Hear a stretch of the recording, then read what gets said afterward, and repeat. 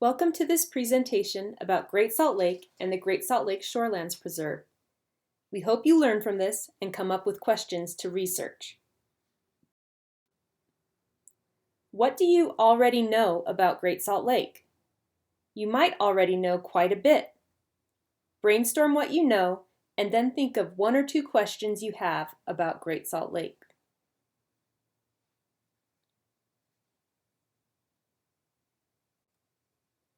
Perhaps you already know that Great Salt Lake is big and salty.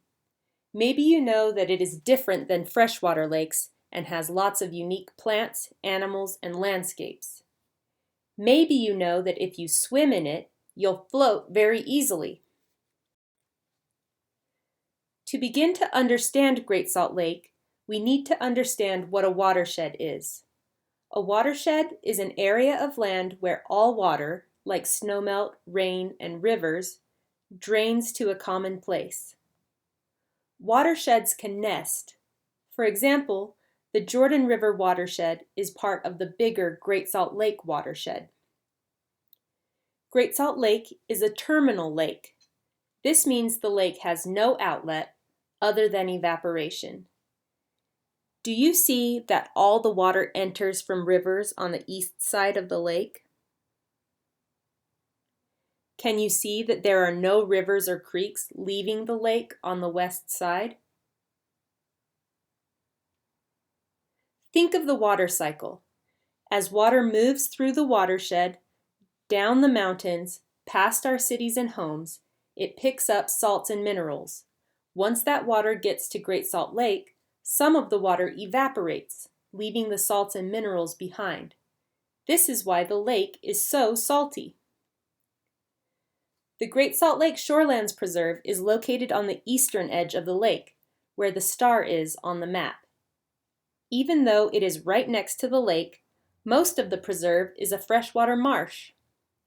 Can you think of why the water would be fresh at the preserve, but salty at the lake?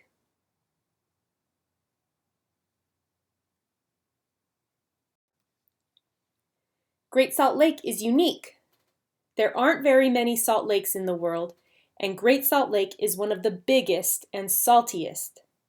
Situated in a high elevation valley, bordered by mountains and wetlands on one side and salty deserts on the other, it has a patchwork quilt of habitats.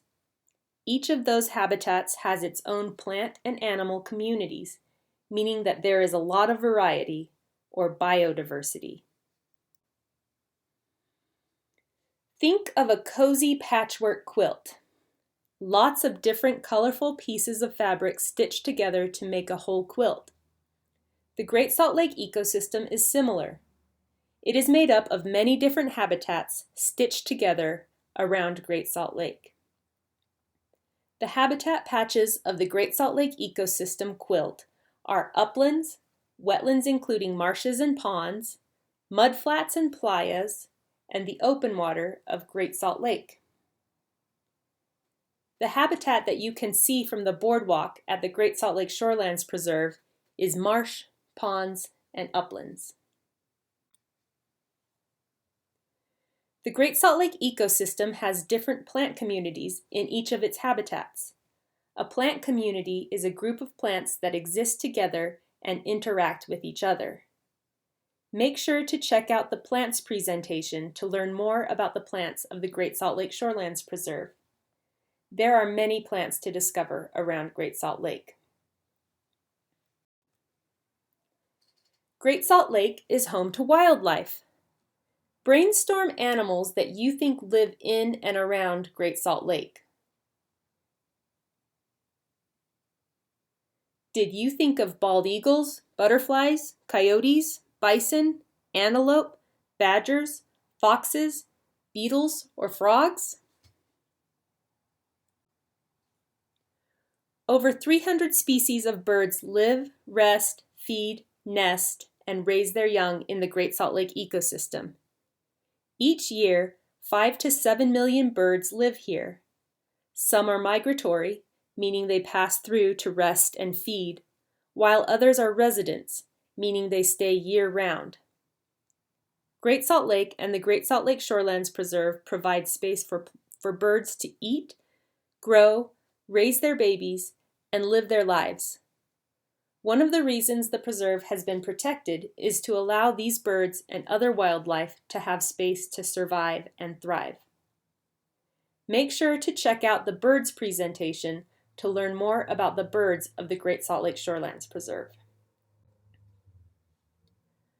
Although a wide assortment of plants and animals live around Great Salt Lake, only a few well-adapted species can handle the extreme temperatures and saltiness of Great Salt Lake. Great Salt Lake ranges in salinity from 5 to 30%. The ocean averages about 3.5%. Most of the water of Great Salt Lake is much, much saltier than the ocean. Fish can live in the rivers and freshwater wetlands, but cannot survive out in the lake. The animals of the waters of Great Salt Lake that can survive are brine shrimp and brine flies. Both of these species have special adaptations to handle heat, cold, and salt. They also are food to many Great Salt Lake species. Look at that California gull gobbling up brine flies. Well, you've certainly learned a lot about Great Salt Lake. Let's focus in on one area of the Great Salt Lake's habitats, the Great Salt Lake Shorelands Preserve. The preserve is about 4,500 acres of wetlands, marsh, and uplands. Starting in the 1980s, the Nature Conservancy began protecting this one-of-a-kind place. Why do you think it's important to protect places like this?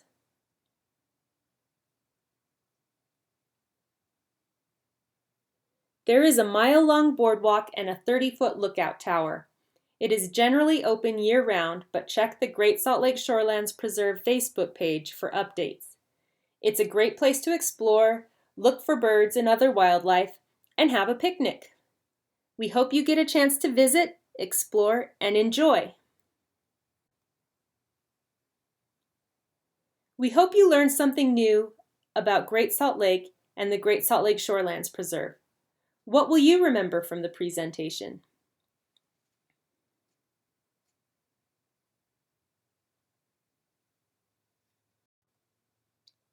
You finished the Great Salt Lake Shorelands Preserve presentation.